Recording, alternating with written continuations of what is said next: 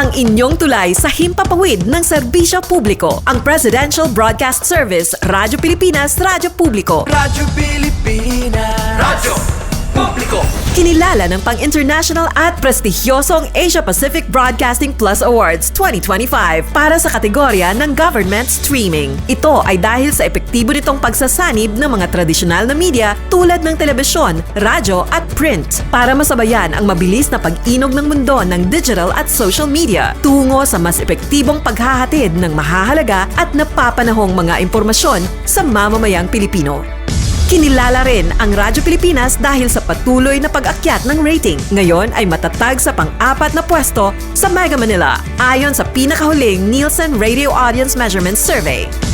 At sa social media, nakamit ang mahigit 2,000% pagtaas ng bilang ng mga sumusubaybay sa Radyo Pilipinas page sa unang bahagi ng 2025. Patunay ito na ang inyong Radyo Pilipinas, Radyo Publiko ay tunay na kaagapay ng inyong pamahalaan sa paghahatid ng serbisyo sa mga mamamayang Pilipino. Mula sa aming lahat, sa ngalan ng inyong pamunuan at mga kawani ng Presidential Broadcast Service, kasama ang inyong mga himpilan ng Radyo Pilipinas sa buong kapuluan, maraming salamat po sa inyong lahat, sa inyong pagtangkilik at pagkilala. Radyo Pilipinas. Radyo Publiko.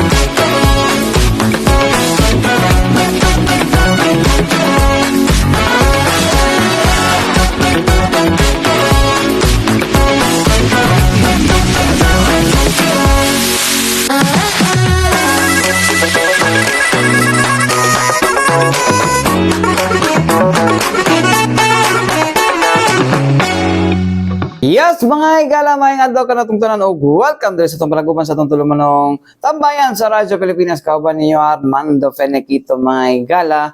Yes, mga higala, no? Kamusta mo diha, tanan, no? So, happy na ginang Pasko, mga katambayan, no? And I hope, no? Kwanta na lang, no? Hopeful gihapon ta, no? Or nagpabiling positibo sa tuwang kinabuhi, bisan pa mga sa pamayon na matikdan nga sa inyong pananaw, naglain sa tuwang nasod karon, no? But of course, mga higala, kailangan gyapon nato magpadayon sa pagpanginabuhi, sa itong pagpakabuhi, no? Aron nga natay natay para mabuhi anar gyud, no? Pag si Shamsi ani noon, si Shamsi TV. Anyways, mga higala din hita sa tuwang isgutanan, mga higala, no? Diretso na nato, no? Na balikan nato, mga higala, katong nahitabo nga in forum, mga higala, no? Kauban ang Davao City Water District with regards to integrated watershed management program, mga higala, or IWMP, mga higala, no? Kung asa, mao ni isa sa mga ginatutukan karon sa tuwang Davao City Water District, mga higala, no? Nga i-manage ito mga watershed, mga higala, i-rehab ang ito ang mga watershed, mga higala, no? Aron nga kuan, mga higala, no? Doon natin abunda nga source to limpyo nga tubig, mga higala, mainom nga tubig, mga higala, no?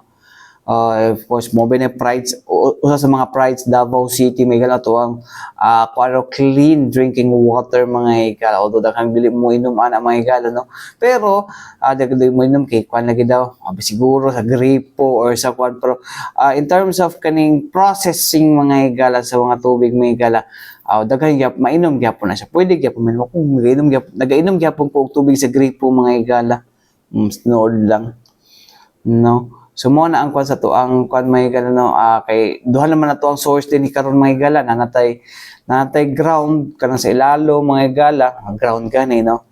O kadi atong surface water kanang gikan sa to mga kasapaan, mga higala.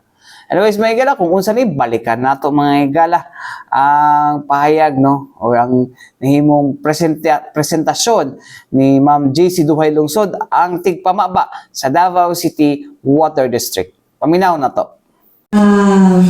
Situation, context, na nung nigawas ni siya ng mandato. So, because of that, gibuhat ang programa ni DCWD.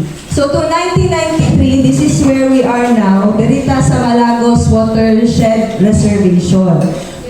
Trivia lang, kanisya na reservation has been the main source of Davao as early as the 1900s. In fact, kanang makita ninyo dara na facility, source na nato na since to 1903, if I'm not, 1923, murag ana siya kasayo. So, katong gikan sa ang tubig gikan dari mo ni ginapadala dito sa sentro sa Davao, sa syudad, and mo to ilang ginagamit. But since it's very far, limited, mo to na complementary rainwater use before. So, when na-create ang water district in 1973, appeal sa gi-turn over sa AMOA, ang kaning Malagos Reservation. And incidentally, appeal po ang pag-protect o pag-rehabilitate anin. So, the reservation is 235 hectares. And quite recently, during the pandemic, since 1993 and I think 2021 or 2022, si Water District lang yun ang nag-rehabilitate. But in 2021 or 2022, nag-letter sa AMOA ang PAMBI, create ang PAMBI for Malagos Reservation. And because of that, the PAMBI has taken over ang management dere sa Watershed Reservation. So nani linya dere, nanay muhon, extending from there to there. Muna siya ang sulod sa reservation. And later on, katong sabay sa tour, makita po ito din yung other side. So, circularly siya, muna siya ang extend. From this point and onwards, dili na siya reservation sa Water District, nagyud na siya. Including tong facility later on na makita na to dito, kato ang slow sand filter. So, muna siya, isa sa pinakakaraan po ng sources sa Davao. So, the Malagos Watershed Reservation, this is replenishing ang ato ang water source dahil sa Malagos water system, pati ang kalinan po nato na water system. We're still validating po if it includes tong dito sa riverside and sa Talandang water supply system. So, kung gina-rehabilitate na to siya para kung magsigit ang extract na ay nag-replenish na tubig sa ilalon. The next watershed project site ni Water District is the Talomo Lipadas. Kani siya ang pinakadako na mo is 1,000 hectares. Our rehabilitation started in 1995 and kada 1,000 hectares nahumana na mo na siya og rehabilitate in 2018. So fully rehabilitated na siya. The trivia lang po, Talomo Lipadas Watershed, siya po ang nag-replenish sa ato ang majority of our groundwater sources. So, dito sa Dumoy na to na system na groundwater, including ang for validation kapag ni Turil, Lubugan, Tugbo, and Pilugaw na to na water supply system. So, the last watershed under our care is the Mount Tipolog Kamugan Watershed. Muna siya ang pinakasikat now with the operation of the bulk water. Kasi gani siya, muna siya ang nag-replenish sa Kamugan River. So, we just recently operated the bulk water in 2024. But, trivia, we have already started the rehabilitation on our end since 2005 pa. Inana may kasayo nag-rehabilitate, knowing na gamiton yun na mo siya na supply. So, our project area there is 316. Now, kompleto po na to ang rehabilitation last year. And our MOA with the Opo Manubo community is about to expire next year. But we're planning to extend and add another another 400 hectares. So ongoing na among negotiation. If all goes well for the MOA signing, we will invite again the media, our media partners to witness the ceremonial signing. And the Watershed Management Council. Kaya may kabiya sila, dapat daw rehabilitate na ulit. Mama, matana ko, 1995. Yes. Oo, sila edad niyo mo. 10 years old. So, naalala siya ka. So, 2005 siya, 23. Okay, so wala siya, ito ang project site. So this is one of our examples. Kanipod ang pinakagwapo ang development, kaya naagay function hall, kaya again, mo po siya pinakakaraan. Ang kaning sa Tipolog, Tamugan, and Mount Talomo, Lipadas, bunk houses lang ang naasa ang audit ko. Pero naako tayo mga simple developments. So, unsa ang mga strategies sa ato ang Integrated Watershed Management Program? The water source sustainability. So, mag-yun siya ang pinaka-core. The planting, the replanting, and the monitoring. Okay. Would you believe, even karon dahil hapoy isog kaayo na mag-illegal logging. So, bisan pa, nahuman nami o tanong, grabe gihapon na nga to ang mga activities sa project sites. Kaya naagyo gusto gihapon na mamutol. And then we also have the water quality monitoring. We are monitoring the 4 major rivers sa ato ang watershed project sites and their tributaries. And we're using the result and we present that to the barangay for their information and appropriate action. Kay hantod monitoring lamang gulmi as to intervention, kung ay mga increases sa mga parameters, wala, believe me, maka-initiate o policing, sita, ay syempre, dili naman na mo jurisdiction. But we endorse that to the barangay para makabalo po sila. Kaya they also lack the technical capabilities on conducting the water monitoring. And then kaniya pinaka-highlight sa amo ang strategy, the Watershed Community Partnership. Because if you have around 1,600 hectares of your project site, kung si water district lang na, isnabon na to ang community, magagi-agi na with to, di po kamay, di ba ti Jinx? Dili ta makipag-abi-abi, o dili po na to sila i-involve. Maglisod yung tao, implement. So that's why sa ato ang 3 watershed project sites, naapot tayo na pulo ka people's organization. In Malagos, we have 3. In Mount Talomo, Lipadas, we have 4. 5. And then in Mount Tipolog, Tamugan, we have 2. So walang napulo na. So sa watershed, ako lang isa-isa sa ato ang mga activities sa ilaha. And of course, we also have our environment stakeholders, City Gov, Watershed Management Council, DNR, etc. So sa water source sustainability, mo itong hiningon, replanting, parenting, napot tayo riverbank rehabilitation, which is very timely sa katong high turbidity sa Tamugan River. Dako kay tabang ang riverbank rehabilitation to reduce turbidity. And then we also provide to mga alternative planting options para ma-ensure na to na dili siya harmful sa tuang watershed. We also establish our nurseries, conduct repair maintenance, general monitoring. Ang pinaka-isa sa highlights sa katong community partnership is the forest and biodiversity protection.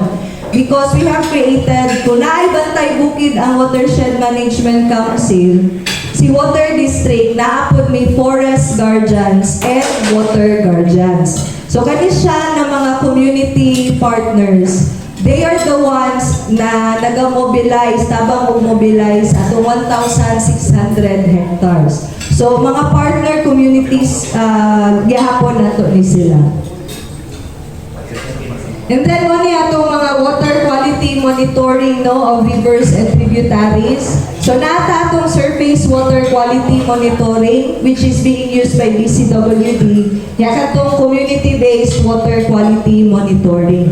So ang partner na to dara are the water guardians. They also teach the community for the proper solid waste management. Kaya kasagaran kalaban na to sa mga sapa, basura yun. Bisan in the age of TikTok, social media, daghan yung gihapoy educate on how to properly manage their solid waste. And then this is our watershed community partnership. Upat ni sila. So we have capacity building. So in the formation of the People's Organization, gina-organize na to sila. We help improve katong ilahang groups. And then we also provide teach them on nursery propagation. Dili lang para sa ilahang replanting but also as part of their livelihood. We also teach them agroforestry. Para kato ilahang gitanom, part of the land that they are planting on, pwede mga fruit trees para maka-generate sila income. In fact, we were just there sa Tambobo, Mr. Dominador. Yes, he is earning around 20,000 pesos already per month, no? Sa iyahang rubber trees nagitanom sa atoang project site.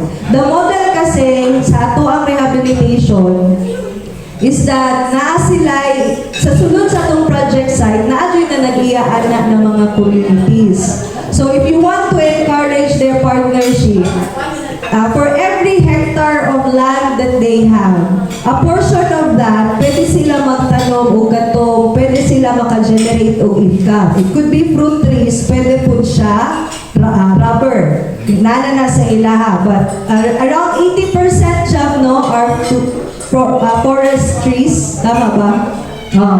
So we provide the seedlings and then habang ginatanong nila for 5 years, magulat na sila bago mutubo. Swintuhan pag yun na mo sila sa ilahang gitanong o sa pag-maintain sa ilang gitanong sa ilahang sariling yuta. Kaya para ma-encourage lang yun sila na magpadayon. Now once mo man ng 5 years, dagko na ang mga tanong, magsugod na sila og harvest. All of the produce and the money that they get, ilahan lang po. So, all the model is to ensure na padayunon nila ang katong rehabilitation. And then we also teach them financial management. Kasi once maka-earn na sila, they are organizing, naman sila organization, they also need to know how to manage their money. So, moto nga ay component of financial management. And then we have the information, education on environmental laws and ordinances para kung magsita sila og mga illegal activities, kabalo sila unsa na ordinansa ang i-violate and they know the proper, dili apprehension, hindi man may pwede mo dako. Reporting lang to the barangay nga naay illegal activity. So they know the proper documentation, what to submit, etc.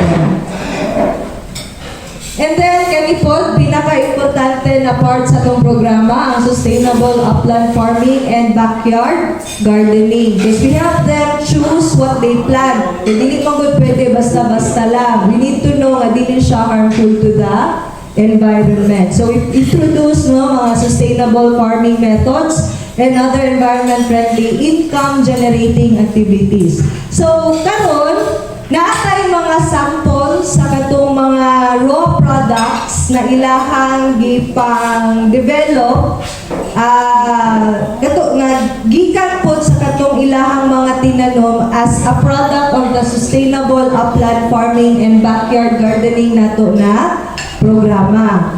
Because ang direction right now ni Water District for our community partners kay humana man sila tanom, dagko naman ang mga tanom.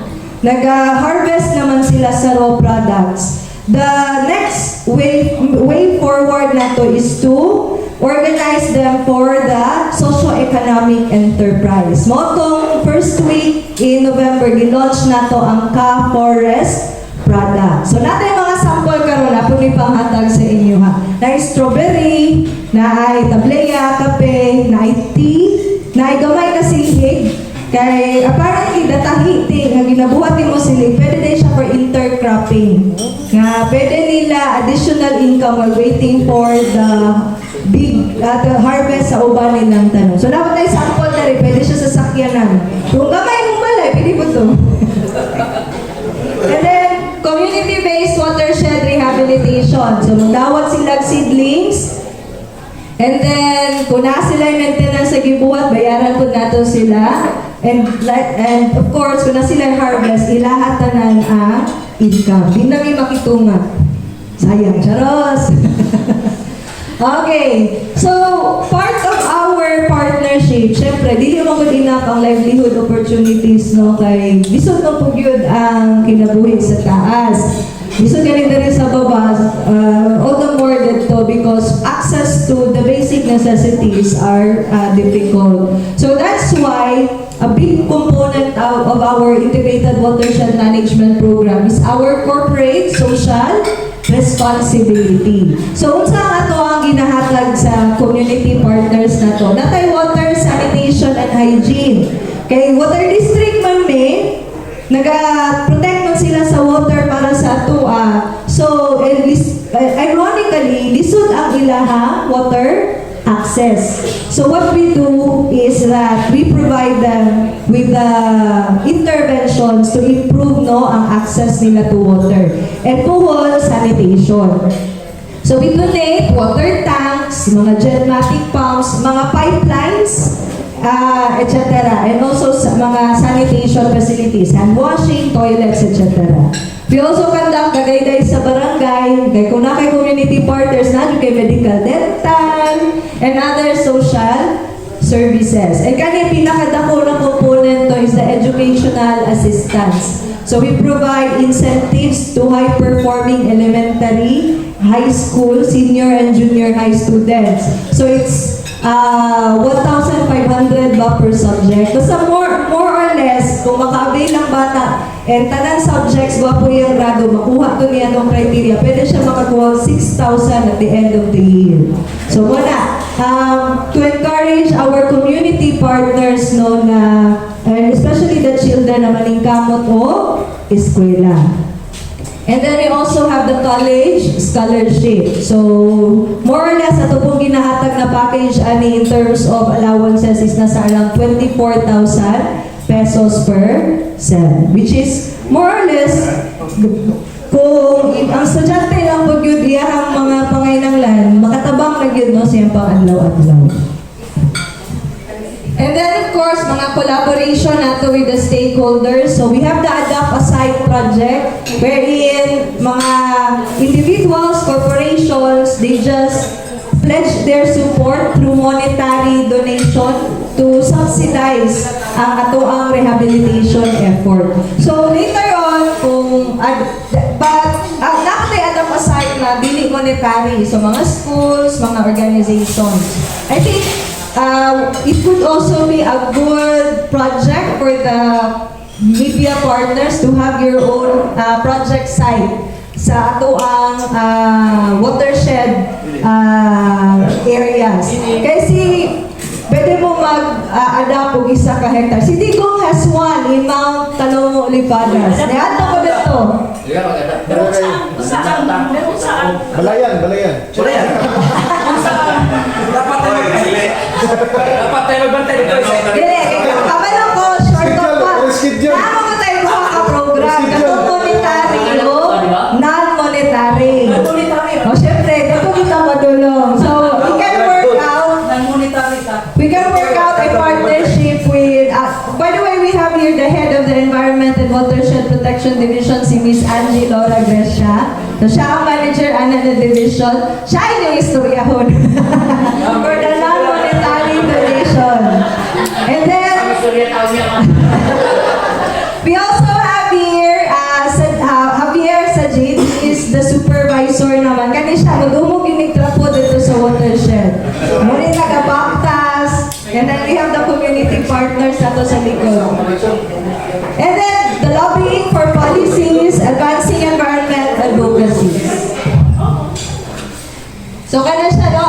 side project. So kung monetary, natay ako na check eh.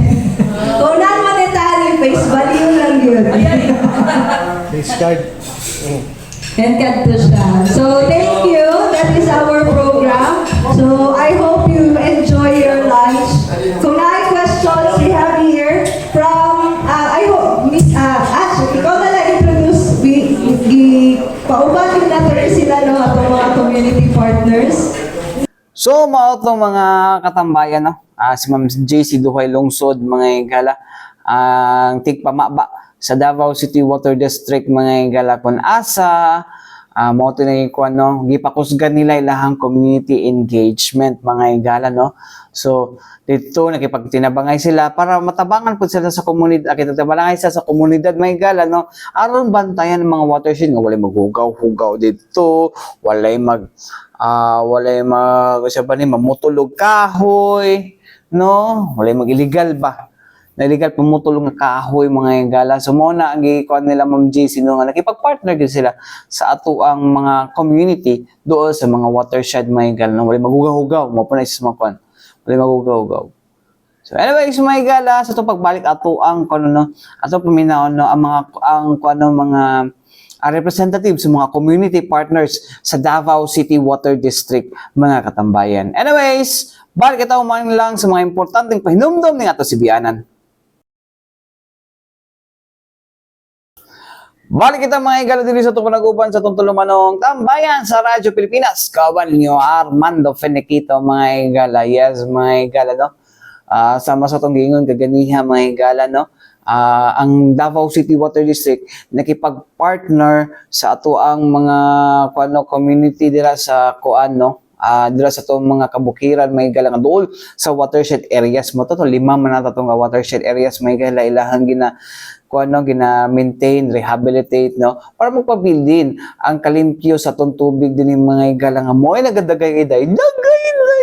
Nagadagay-iday diya sa to ang mga gripo, mga katambayan. So anyways, mga katambayan, hindi natin maglangan ato na paminawan mga partner communities sa Davao City Water District nga maoy nagabantay, no? Actually naman sila ginakuan gud, no? Ato ang puno na po yung mga ang DCWD gihatagan pod sinila og mga, of course, panginabuhian, gisuportahan na panginabuhian sa ato ang mga community diha sa ato ang mga ado sa watershed areas, no? Aron nga, of course, tinunod aday nga magbantay gano. So namo na exchange, mga higala, no? So mo na ginaingon, there's no free lunch na gid in this world, mga higala, no? So mo gina nagina siya in exchange gid, no? So anyways, mga higala, ato ang paminawan, no, ang mga community partners sa Davao City Water District. Paminaw na to. It's regarding po to siya sa napasan or sa general na programa ng Water District. In terms sa IWNP, nakafocus na sa katong na-mention ni JC, no, sa tulong ka watershed. In terms sa Talong Molipadas, we have 3 barangays. Muna ang Daliao Plantation, Tukalan, and Manuel Yanga. So in Tipolog Tamugan, we have Barangay Tabobong. And then in Malagos, we have Barangay Malagos, Baguio Proper, and Dagumalang, and Ines Ellis. So pero ang question kasi is, asa ng mga areas na naadyo yung mga illegal activities pa? We have here, palihugin dito, sila pwede makatulong. No, we have here our forest guardians, no? So from Manuel Yanga, we have Giovanni and Joven. So ang ilang experience po in terms sa monitoring sa area, so siguro sila maka-discuss kung sa mga illegal activities or also usually nga makita dito sa area na nabuhat na dito Kasi yung mga challenge nito. May gusto sa kanan, no? Ako na si Jobin Panal, yan sa Barangay Manuel Yanga, Forest Guardians. Sa pagkakaroon, akong na kita dito sa among area, wala naging nag-illegal tungkol sa presensya sa Forest Guardian o sa mga bantay bukid sa city. Sa una, hindi dyan malikayan ang illegal tungkol kay wala pa'y pili pa hubot ang pagbantay sa kinaiyahan ba. Pero sa pagkakaroon, totally, wala na kayo binuang ito. Ay, every week magiging nagasubida sa 4 weeks may nagasubida kada 4 days may nagasubida kada every week. So karon totally wala na kayo illegal dito sama sa pagpamutol og kahoy, pag illegal kainin wala na. O safety na po ang ato ang tubig dito kay naapod tayo mga water guardians. O kana ra ako ang maistorya. Ano lang. Thank you very much, Ben. So aside sa itong mga forest guardians, we also have here our water guardians, no?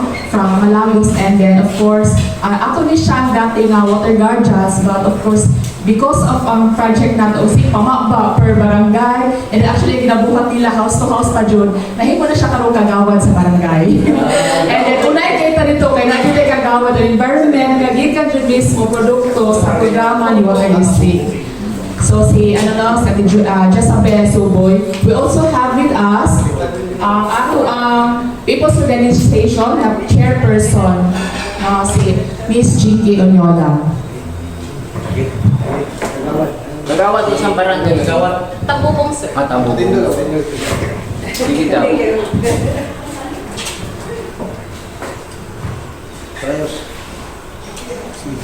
Gawad ko sa mga experience nato dito. Bago ka na yung gawad, dapat ka na yung forest guard, di ba? So, ang pagkaroon na yung mga barangay official.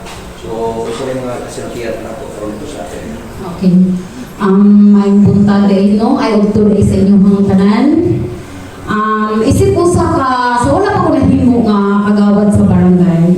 So, nakita din ako ang mga problema sa ato ang watershed. So, sa nahimo kong water guardian, so, unang-una din ka problema nga amo nakita, ang ato ang basura.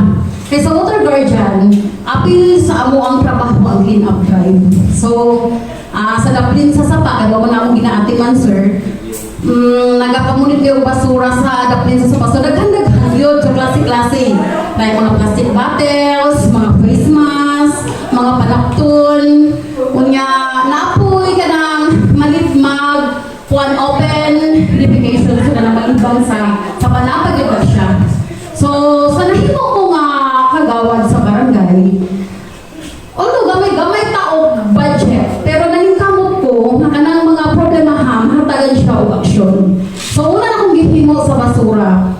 Pagsugod na ko, ang budget sa barangay is 30,000 pesos. So, sa 30,000, i-divide ko na sa mga problema sa barangay. Nangayon ko sa apo-apo o budget para sa ato ang MRF.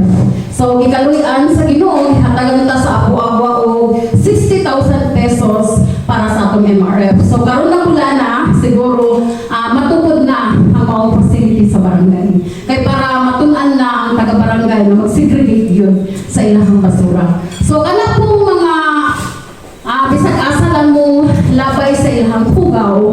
So, naghimo po ni ana o kuan. Nangayon mo budget gihapon sa Apo Agwa para mahatagan po itong mga tao nga wala ikapalit o bawl ni ma'am. So, gihatagan ko sa Apo Agwa o 20,000 pesos. Ang 20,000 gipalit na ko siya o 25 ka bawl. So, nikantidad siya o 20,000 yun. Unya, karon gihatag na ko siya sa mga tao daplin sa sapa. Kaya para maprotektahan lang yun ang ato ang kasapaan. So, kanang mga illegal nga pagputol sa mga kahoy, sa pagkakaroon, kaluyan sa ginawa mong barangay, tungkol kay na yung mga forest guard na to dito, water guardian, o mga bantay bukid, na may mga illegal, pero dili yun siya makalusot yun na yun. Tungkol kay naatay na bantay ng mga forest guard. Okay, ma'am.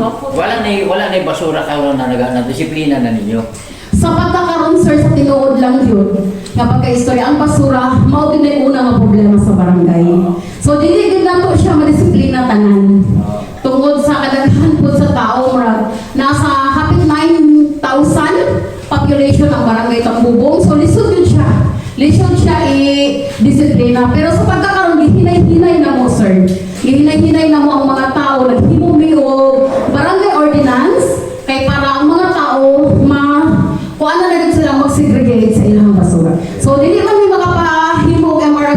balay kung dili bi makauna sa barangay. Kay mobalik man gud sa ato ang problema mga pangutana sir. Na kuha na mo MRF tapos sa inyong barangay wala gani. So itukod pa na ang facility sa MRF, maghimo na ko yung ordinance nga ang mga barangay, ang mga balay sa barangay na mo sir, nanapod sila MRF. So, kahilom na ang pagbadlong sa mga IDs. Maunay naapagihapon sir. Kay dili naman gud natang bubong na sir. Naapoy Paligan River. Naapoy Paligan River din na sir nga na kuan po na ng tubig sir. Tamugan Paligan River. So nagihapon dili ko makaingon nga wala. Kay napagi mga tao po sir, nga bisag ipatuman nimo ang balaod, nagitaon mo supak yun po sir. Thank Kato you. mga bowl, ma'am, kato mga bowl, pila yung naka-benefit ato. O, naghimo sila og CR? Opo ma'am. CR na. Yes po ma'am. Pila ka household mo? 25 household ma'am. Pero kung imong walang kulang pa din siya ma'am. Kulang pa din siya. Kaya sa kadaghan nga na ginahanglan, kaya bisan og natay kwarta na manggoy panahon nga dili gyud nato mabudgetan ng mga ingana. So, mo na nalingkamot mi karon nga mapunan pa to siya ma'am. So, first batch pa lang to siya. So na sila yung CR, sila na naghimo og CR. Yes po, Tapos ma'am. i-donate mo itong bowl. Yes po ma'am. Ma'am, asa gikan ang mga basura? Sa mga balay-balay din ma'am. Aso sa barangay? Yes ma'am. Ma'am, natay kapuman nga segregation diri sa Davao City. Diya sa Tuilas Barangay, napuman ba ang segregation nga alisin natin? Sa pagkakaroon sir, gusto din na mo siya nga ipatuman. Ang among gihimo karon sir, naghimo mi og kaugalingon na mo nga barangay ordinance. Nasahat na to ni Kap sa city, so unta makuha na to siya kay para masugdan na gid nato ang barangay ordinance sir. Asa nga ginalabay ang basura mo nga na tigom dito lain ka kolekta niya para dito. Yes po sir. Sa una sir, every 2 months gikuha dito sa Senro, pero karon nagletter ni sa Senro kung pwede 15-30 ang pa-collection sa among basura. Pero sumala sa Senro, ipagbigyan ni once a month lang sir. Kay tungod sa kadaghan sa barangay, 182 daw ang barangay sa Davao City. So once a month lang yun sir. Ma'am, katong sa bowl, asa padulong ang bugang? Okay ma'am. Nagkuhan may mga pahimuon sila o septic tank. So asa padulong ang bugang from the septic tank? Kuhan din ma'am, sa pagawas yun ma'am. Dili siya paagi sa Dili ma'am. Ang among gihimo ma'am, naghimo ka guidelines sa mga board leaders na kung pwede, ang ilahang septic tank na siya ay siminto. Siminto ko siya sa ilalim. Kaya para ang hugaw, dili siya mo tuhog sa ilalim. So pwede naman siya ipasuyo kung puno na din siya. Okay, katong sir, ito yung suti kanina na yung mga illegal loggers. O sa mga kahoy pa niya karoon na eh. Tapos yung mga luwaan sa mga kahoy. Sa pagkakaroon sir, ang kahoy na mo diya, sa pagkakaroon dito pa kanang lawaan may among gipadaghan mo diya. Pero naagya po yung mga centennial nga nabilin sa mga illegal loggers sa unang panahon. May among amumahan na lang ko kuan niya di dungagan na mo pananom. Karon daghan ng klaseng kahoy na mo diya sa ang among area diri man sa barangay Manuel nga. Pero siya may nagpamalit og kuwada, nagpamalit niya og yuta, no? Kung siya ginahin mo na to na, siyempre, og na yung palitan ng yuta, pamuto yung kahoy. Kung siya ginatugot na ang pamalit niya ng yuta niya. Sa pagkakaroon sir, kanang pagpamaligya og mga yuta ron diya sa ama kay wala na ginatugot kay ancestral domain mo na siya sir. Ang umalang diya sa amuang barangay kana ng mga pareha namo nga tribo nga diha mi nang nitag panginabuhian ba lumad din diya. Pero sa mga karon nga mga pag-umusulog og palit og yuta wala na nag-allow nga makasulod pa sila. Okay.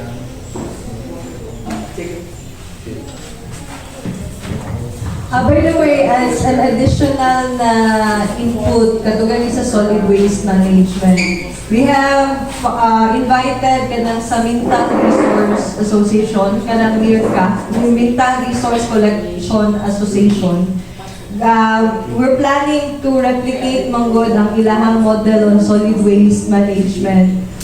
kanindot sa ilahang program is that the association is earning financially sa katong ilahang solid waste management na program, and we want to introduce it to the our community partners. Kay kung naamang ko'y livelihood component ang isa ka proyekto, dako ang buy-in ana sa community compared katong advocacy level lang gud siya. So we have done the orientation last month, and isa siya sa ato ang mga banner programs for next year para ma-reduce na yun ang residual waste. Yes, sir. Ma'am, namutan ako dito sa naka-benefits na sa crops nila, no? Ay, sir. Okay, unsang crops ang nasa inyo o pila ka hectares ang inyong gilitan? Kimayong udto sa kanan ako si Billy Unad Onyola. Ang chairman sa Umada Ubo Manubuan sa Women Association. Ang na-income na namo nga kuan nga gikan sa DCWD nga gihatag nila nga mga siblings like rubber, cacao, tapos kape o tiger grass is kuan tahiti. Wala bayad. Wala na siya bayad, gihatag na siya sa amo ang libre. Tapos sa pagtanom na mo, ginahatagan pa mi og suhol sa pagtanom. Tapos sa maintenance, 5 years, ginahatagan mi og maintenance.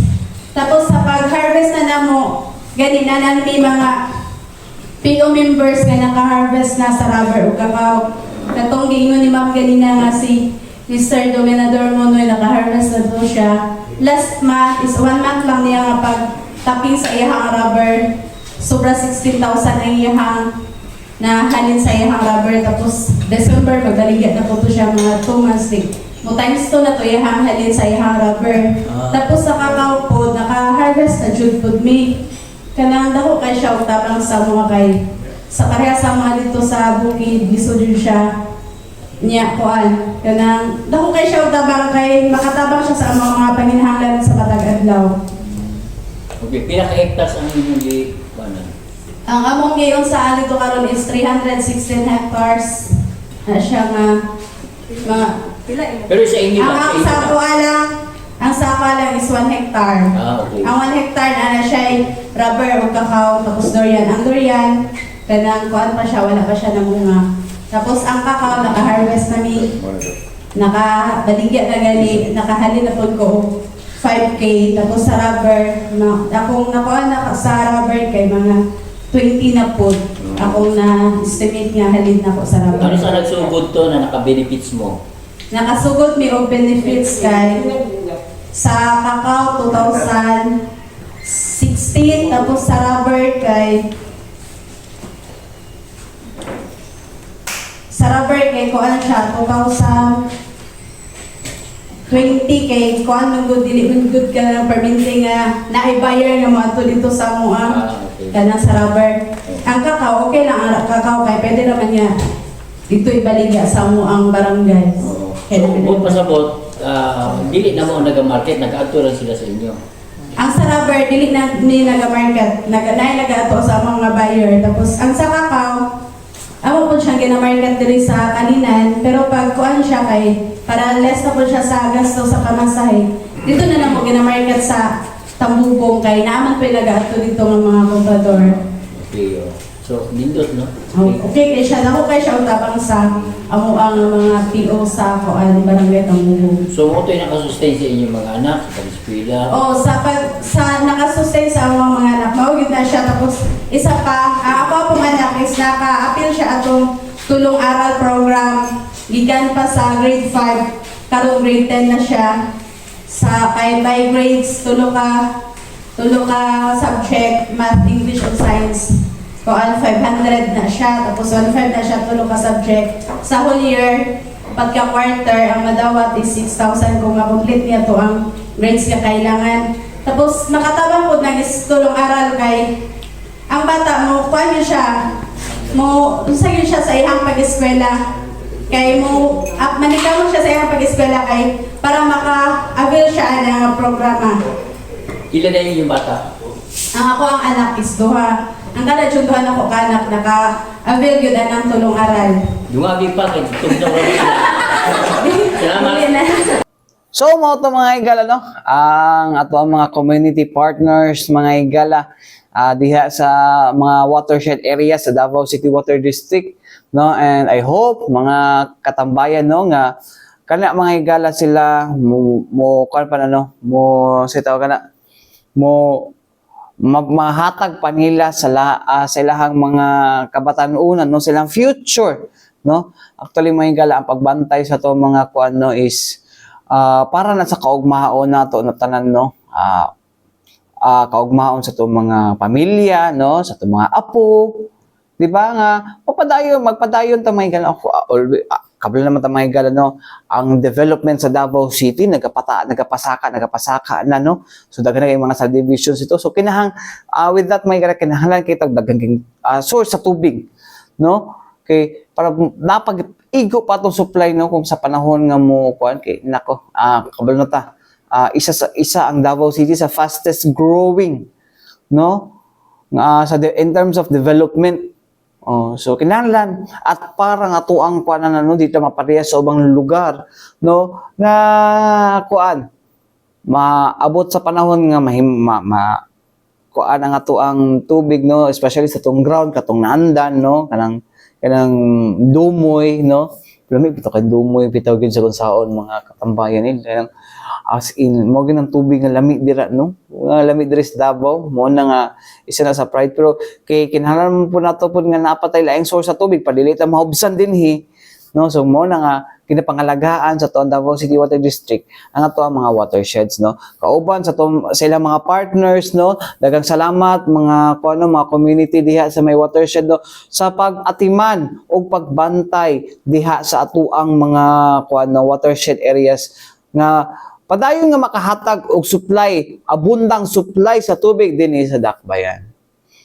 So anyways, may galaw nga tayo kung oras ang aras sa Tibok Pwersa sa DXRP Radyo Pilipinas, Radyo Publiko Davao mga galaw, ko'y nakauban Armando Finiquito. Alang sa tambahin sa Radyo Pilipinas, hangtod sunod na usab, daghang salamat og mayang adlaw kada tanan.